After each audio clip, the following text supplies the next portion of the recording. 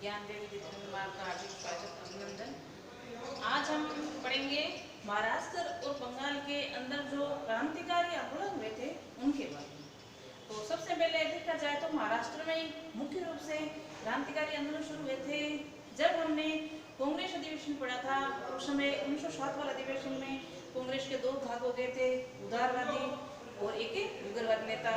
उदारवादी के अंदर गोपाल कृष्ण गोखले थे, फिरोज शाह मेहता था, सूर्यनाथ बनर्जी, ये गोपाल कृष्ण गोखले, मोतीलाल नेहरू, ये सब उसके अंदर थे। और बालपाल लाल और घोष ये किसके अंदर थे? उग्रवादी के अंदर। तो उनका देखा जाए तो आगे होम रूल आया जिसमें एनिमेशन आई, फिर किसानों द्वारा आंदोलन हुए जिसमें जनजाति आंदोलन थे, रेमोशी वगैरह। उसके बाद में महाराष्ट्र के अंदर सबसे पहले ये कुछ व्यक्ति ऐसे थे जिन्होंने इस शोषण के खिलाफ अपनी आवाज उठाई, जो एक क्रांतिकारी या आंदोलन के रूप में हम उसको ले सकते हैं। अब सबसे पहले हम महाराष्ट्र का देखें तो महाराष्ट्र में एक व्यक्ति थे जिसका नाम था वासुदेव बलवंत फड़के, जो एक सरकारी कर्मचारी थे। उन्होंने 1876 ईस्वी के अंदर जब महाराष्ट्र के अंदर अकाल पड़ जाता है तो उस अकाल से जनता त्रास थी, तो सरकारी नौकरी को त्याग कर जनता के साथ उनकी समस्या को सुलझाने में लगे और जनता को ये बताना चाह रहे थे या बताए कि अंग्रेज द्वारा हमारा शोषण हो रहा है तो उनका हम विरोध करें। तो इस प्रकार की गतिविधि चल रही थी। तो जैसे ही ब्रिटिश सरकार को इस बात की पता चला कि ये एक क्रांतिकारी के रूप में ये आंदोलन कर रहा है तो उसको 1879 ईस्वी में गिरफ्तार कर लिया जाता है और बाद में जेल में डाल दिया जाता है। और जेल के अंदर ही 1889 ईस्वी में उसकी मृत्यु हो जाती है। तो हम सबसे पहले वासुदेव बलवंत फड़के का वर्णन देखते हैं। तो जो ये महाराष्ट्र से ही पहले शुरू होते हैं, महाराष्ट्र के पढ़ लेते हैं पहले, उसके बाद में चलेंगे बंगाल के। तो दोनों का आज पढ़ेंगे, महाराष्ट्र के और बंगाल के क्रांतिकारी आंदोलन। यहाँ पहला व्यक्ति आपने बताया मैंने 1876 ईस्वी के अंदर, ठीक है। व्यक्ति का क्या नाम है? वासुदेव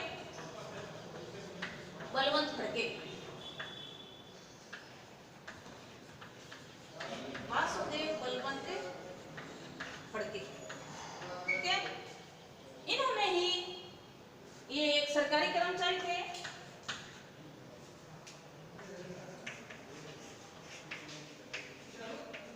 ठीक है, तो सरकारी कर्मचारी नौकरी कर रहे थे सर गवर्नमेंट की। लेकिन जब ये 1876 के अंदर महाराष्ट्र के अंदर क्या पड़ जाता है? अकाल। तो अकाल से जनता परेशान थी और इस जनता को परेशानी को दूर करने के लिए जो ये वासुदेव बलवंत फड़के हैं वो अपनी सरकारी नौकरी त्याग कर जनता के साथ अकाल में सहयोग करते हैं और जनता को जो ब्रिटिश सरकार है उसके प्रति विरोध करना बताते हैं कि आपके प्रति किस प्रकार आपका शोषण हो रहा है। तो जनता इसका सहयोग करती है। और जब से ब्रिटिश सरकार को पता चलता है कि बलवंत फड़के नाम के कर्मचारी था, उसने नौकरी त्याग कर जनता का सहयोग कर रहा है या हमारी तरफ भड़का रहा है, तो उसको 1869 ईस्वी के अंदर क्या कर लिया जाता है? गिरफ्तार कर लिया जाता है और जेल में डाल दिया जाता है, ठीक है ना। गिरफ्तार करके जेल में डाल देते हैं और जेल के अंदर ही 1889 ईस्वी के अंदर इसकी मृत्यु हो जाती है। तो यहाँ वासुदेव फड़का का जो आंदोलन चला, किस प्रकार किया, कैसे गिरफ्तार किया और कब इसकी मृत्यु होती है, ये वर्णन सबसे पहले महाराष्ट्र में आंदोलन करने वाले ये थे। इसके बाद में आते हैं वो है चापेकर बंधु। ये भी महाराष्ट्र के अंदर ही आंदोलन करेंगे। चापेकर बंधुओं द्वारा रेड की हत्या।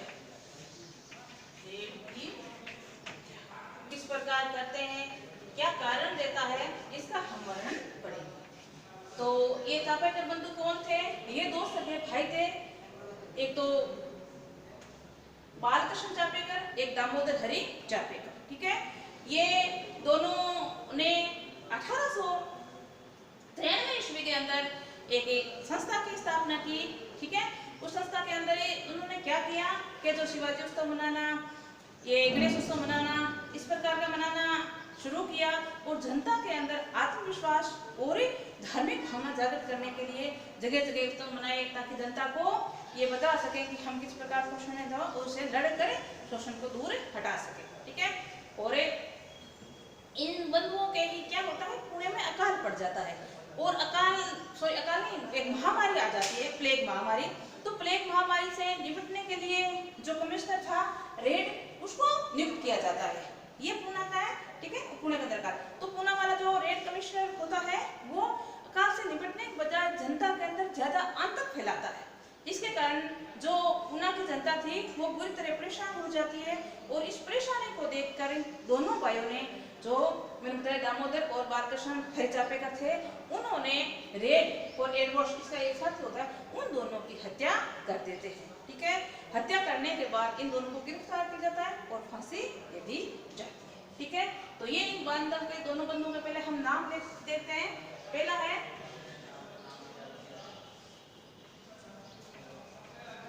बालकृष्ण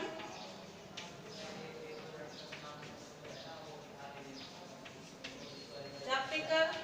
ठीक है। दूसरा है दामोदर हरिचापेकर। दामोदर हरि चापेकर, ये दो भाई होते हैं। इन्हें दो भाइयों ने 1893 ईस्वी के अंदर, ध्यान में रखना, 1893 ईस्वी के अंदर हिंदू धर्म संरक्षण सभा का गठन किया था। ठीक है ना। हिंदू धर्म संरक्षण सभा का गठन करते हैं 1893 ईस्वी के अंदर और इसी के अंदर ही शिवाजी उत्सव एवं गणेश उत्सव मनाते हैं। ठीक है ना। तो ये दोनों उत्सव मनाते हैं। कारण क्या है, जनता को जागरूक करना, धार्मिक प्रति आस्था जगाना, उसके अंदर विश्वास जगाना और जागृति लाना, इसका मुख्य उद्देश्य होता है। ठीक है। अब आगे क्या होता है, पुणे के अंदर अकाल पड़ जाता है। ठीक है। कब पड़ता है अकाल? 1897 ईस्वी के अंदर जो पुणे है उसमें क्या महामारी फैल जाती है। महामारी, कौन सी महामारी? प्लेग की महामारी। ठीक है। ये चून द्वारा फैलने वाली बीमारी है, तो एक महामारी की तरह रूप में सामने उभर कर आती है। और इससे के लिए जो कमिश्नर रखे हुए थे उनका नाम था कमिश्नर रेड एवं एक और थे जिसका नाम था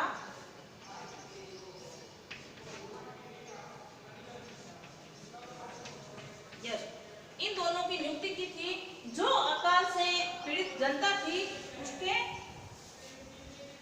पुण्य के, ठीक है ना, उसको संभाले। लेकिन ये क्या करते हैं, उल्टा उसके अंदर जनता के अंदर आतंक फैलाते हैं और ये बदमाश, कुचक्कर, इस प्रकार के व्यक्ति होते हैं। तो इससे जनता बड़ी परेशान होती है और इस जनता की परेशानी को देखकर दोनों भाइयों द्वारा इनकी हत्या कर दी जाती है। दोनों की कब? 22 जून 1897 ईस्वी के अंदर। ठीक है ना। कहाँ? पुणे के अंदर ही इन दोनों की हत्या कर देते हैं। कौन करते हैं? दोनों जो भाई है तापे के बंधु, वो दोनों रेड और एशर की हत्या कर देते हैं। कब करते हैं? 22 जून 1897 ईस्वी के अंदर। ठीक है। जैसे इनकी हत्या होती है तो ब्रिटिश सरकार के अंदर हड़बड़ मच जाती है और इन दोनों भाइयों को पकड़कर गिरफ्तार किया जाता है। कहते हैं कि दामोदर को सबसे पहले गिरफ्तार करके हाथों हाथ फांसी दे दी जाती है, लेकिन जो बालकृष्ण है वो एक बार यहाँ से भाग जाता है, लेकिन उनको बाद में ढूंढकर फांसी दे जाती है। इस प्रकार दोनों को फांसी दे दी जाती है। तो इस प्रकार इन चापेकर बंधुओं का ये संघर्ष रहा। इसने जो 1893 ईस्वी के अंदर हिंदू धर्म संरक्षण सभा का गठन किया, जिसमें शिवाजी और गणेश उत्सव मनाया, जिसमें जनता में जागृति पैदा की, धर्म प्रति आस्था विश्वास पैदा किया। और उसके बाद में जो पुणे में अकाल पड़ा था उस अकाल से निपटने के लिए रेड को कमिश्नर के रूप में नियुक्त किया था, लेकिन उसने जनता की भलाई न देकर उसको और आतंक फैलाया, जिससे जनता परेशान होगी। इस परेशानी को देखकर दोनों भाइयों ने 22 जून 1897 ईस्वी के अंदर पुणे में इन दोनों की हत्या कर देते हैं। हत्या के बाद दोनों को फांसी दे दी जाती है। तो ये इनका समाप्त होता है। आगे हम देखें तो एक व्यक्ति है श्यामजी कृष्ण वर्मा, उसका हम वर्णन करते हैं। श्यामजी कृष्ण वर्मा कैसे लंदन में जाकर वहाँ एक संगठन बनाते हैं क्रांतिकारियों का, और वहाँ से किस प्रकार की योजना बनाकर भारत को आजाद कराने में अपना सहयोग देते हैं। तो यह है श्याम जी कृष्ण वर्मा, ठीक है ना। ये लंदन के अंदर एक संगठन बनाते हैं और एक उसको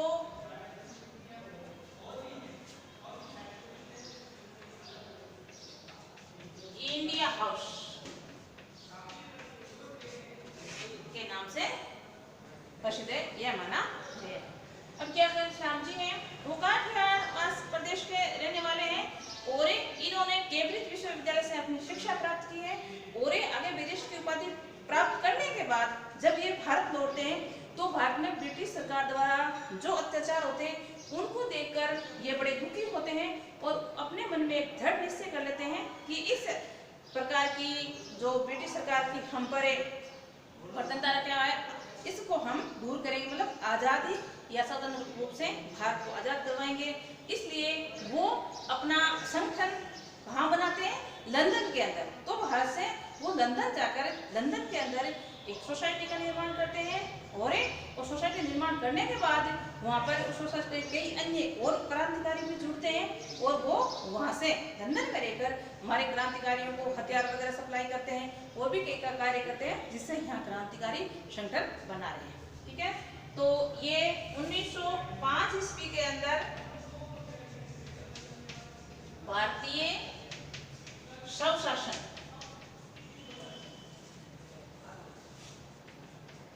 समिति का गठन करते हैं, इंडियन होम रूल सोसाइटी, ठीक है।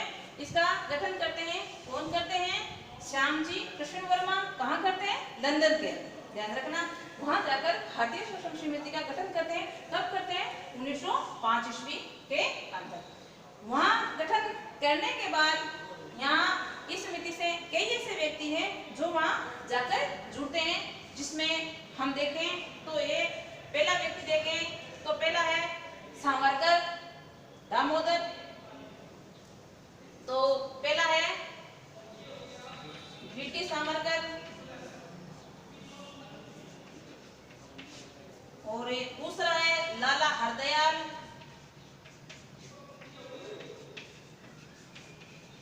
और एक व्यक्ति है जिसका नाम है मदन लाल धिंगरा, ठीक है।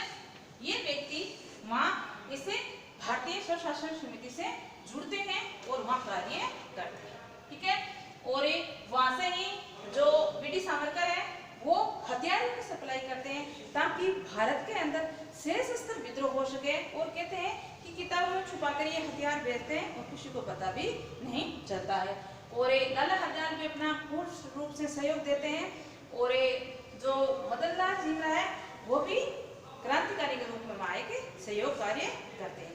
अब होता क्या है, जब ये वहां रहते हैं तो उसी समय ये जो श्यामजी वर्मा है उसके द्वारा एक मासिक पत्रिका चलाई जाती है जिसका नाम है इंडिया सोशलिस्ट, ठीक है।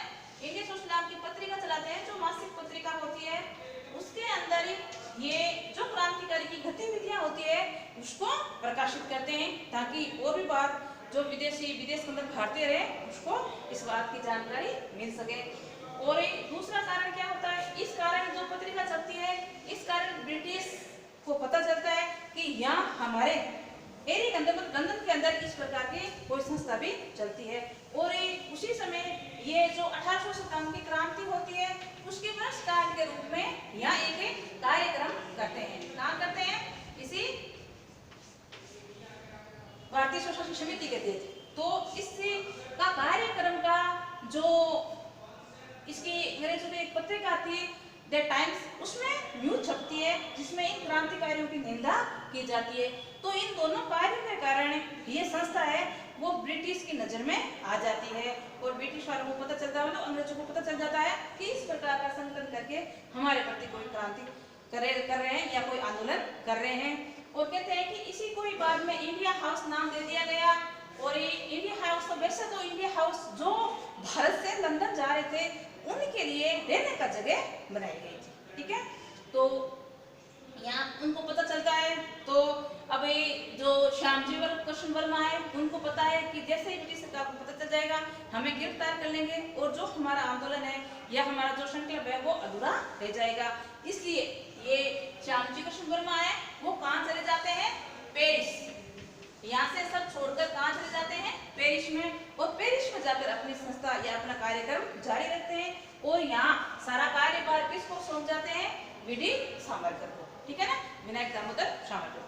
तो सारा कार्यभार इसको यहाँ सौंप जाते हैं। अब हम पढ़ते हैं विनायक दामोदर सावरकर के बारे में। तो ये तो श्यामजी कृष्ण वर्मा की थी जो लंदन में जाकर एक संगठन बनाते हैं, भारतीय सशस्त्र समिति, इंडियन होम रूल सोसाइटी, और कब बनाते हैं 1905 के अंदर। और उसमें कुछ क्रांतिकारी भी जुड़ते हैं, जैसे सावरकर जुड़ता है, हरदयाल है, मंगलाल चंद्र है, ये वहाँ अपना कार्य करते हैं।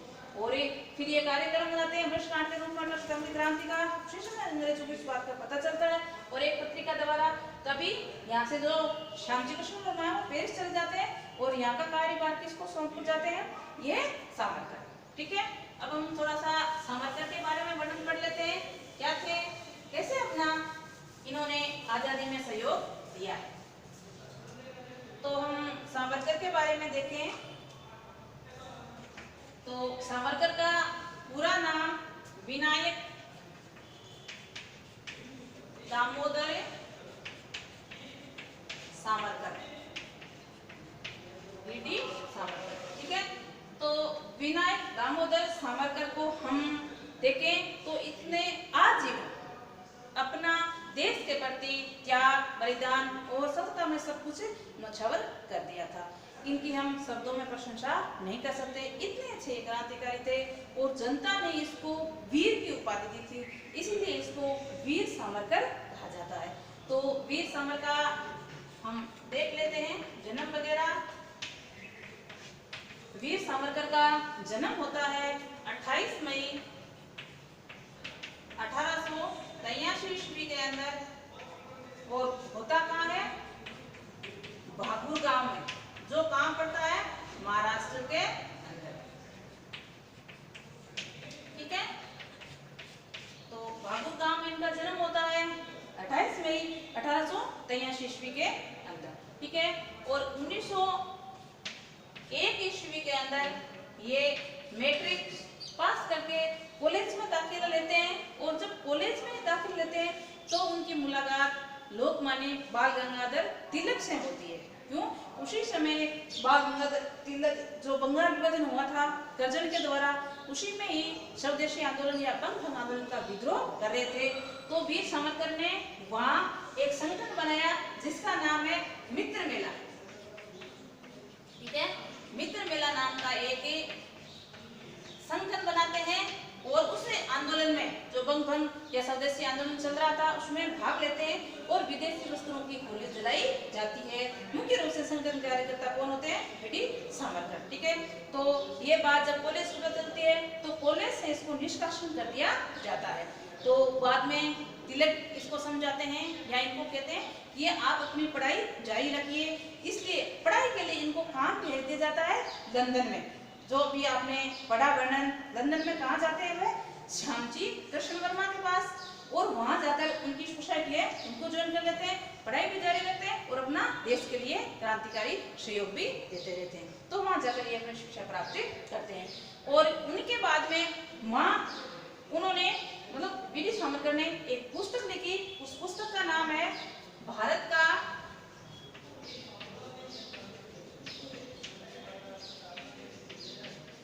स्वतंत्रता संग्राम 1857, ठीक है। ये किताब का नाम है। पूर्ण रूप से इस किताब के अंदर 1857 शताब्दी की क्रांति की सच्चाई मिलती है। वैसे भी कई किताबें इस किताब का तैयार हुई है, लेकिन पूर्ण रूप से सच्चाई इसी किताब में मिलती है। इस किताब को लिखने के बाद सपने में बड़ी समस्या आई, क्योंकि ब्रिटिश सरकार को पता चल गया था कि यहाँ लंदन में रहकर एक क्रांतिकारी इस प्रकार की किताब चाहते हैं, तो वो उनको सपने दे दिया। तो ये यहाँ से किताब, लंदन से किताब कहाँ भेजते हैं? पेरिस, जहाँ से हम वर्मा गए हुए। लेकिन पेरिस में ब्रिटिश सरकार की खूब पकड़ थी, इसलिए वहां भी उसको तुमने दिया। तो हॉलैंड में आखिर हॉलैंड में ले जाकर इस किताब की छपाई की जाती है और वहां से अलग नाम से प्रकाशन होकर भारतीय ये किताब आती है। तो बड़ी कठिनाई होती है इस किताब को प्रकाशन करवाने के अंदर। और जो मिंगल मेला का संगठन किया था, इसी का ही आगे नाम क्या देते हैं? 1906 दे रखा है और कहीं ख्याल भी ये डेट दे रखी है 1906 के अंदर। अभिनव भारत, अभिनव भारत इसका नाम कर देते हैं, ध्यान में रखना। तो अभिनव भारत की स्थापना कब हुई है? 1906 के अंदर। करने वाला हुई ब्रिटिश साम्राज्य जो मित्र मेला, उसी का नाम रख देते हैं अभिनव भारत। ठीक है, अब क्या होता है आगे देखते हैं। नासिक में एक षड्यंत्र होता है। ठीक है, कहाँ होता है? नासिक के अंदर। और नासिक के षड्यंत्र में, षड्यंत्र तो कोई एक गठन संगठन बना हुआ था, उसके द्वारा होता है, लेकिन वो संगठन था इससे तार जुड़े हुए थे। कहाँ? किससे? ब्रिटिश साम्राज्य के द्वारा। तो नासिक के अंदर एक अनंत लक्ष्मण नाम का क्रांतिकारी होता है, जो एक वहां के वायली, कर्नल वायली होते हैं, उनकी हत्या कर देते हैं। ठीक है ना? तो कर्नल वायली की हत्या अनंत लक्ष्मण करते हैं। और जैसे ही ब्रिटिश सरकार को पता चलता है, तो वहाँ जो इसे संगठन से जुड़े हुए थे अनंत लक्ष्मण के, उन सारे व्यक्तियों को गिरफ्तार कर देता है। और बाद में उनको पता चलता है कि मुख्य रूप से संगठनकर्ता कौन था, तो ये ब्रिटिश साम्राज्य थे। तो उनको वहां से गिरफ्तार कर भारत लाया जाता है। जैसे आप भारत लाते हैं तो समुद्र के किनारे समुद्र पार करना होता है भारत लाने के लिए। तो वहाँ लक्ष्मण, ये ब्रिटिश साम्राज्य समुद्र में पार करके दूसरे किनारे चले जाते हैं। इतने बड़े समुद्र को तैर करके, पार करके वहाँ जाते हैं और वहाँ फ्रांसीसी सैनिकों के ये हाथ लगते हैं। और फ्रांसीसी सैनिक है बाद में इनको ब्रिटिश सरकार को वापस सुपुर्द कर देते हैं और ब्रिटिश सरकार इनको आजीवन कारावास देती है। कहते हैं कि ब्रिटिश साम्राज्य एक ऐसे व्यक्ति थे जिन्होंने ब्रिटिश सरकार को 2 जन्मों का कारावास दिया था। और ये अधिकांश समय अपना अंडमान की जो सेलुलर जेल है वहां में व्यतीत करते हैं। और कहते हैं कि सेलुलर जेल की जो यातनाएं हैं वो असहनीय है, जो जगह रहने के स्थान बहुत ही असहनीय है। तो वहाँ ये लगभग समय अपना वहाँ व्यतीत करते हैं देश की सेवा के लिए, या सोच सकते हो कितना कठिन समय उनका वहाँ रहा होगा। और वहाँ लगातार रहने के कारण इनका स्वास्थ्य खराब हो जाता है। और 1924 ईस्वी के अंदर, ध्यान में रखना, 1924 ईस्वी के अंदर इनको नजरबंद कर देता है। कहाँ करते हैं? रत्नागिरी के अंदर। ठीक है, रत्नागिरी के अंदर नजर बंद कर देते हैं 24 के अंदर।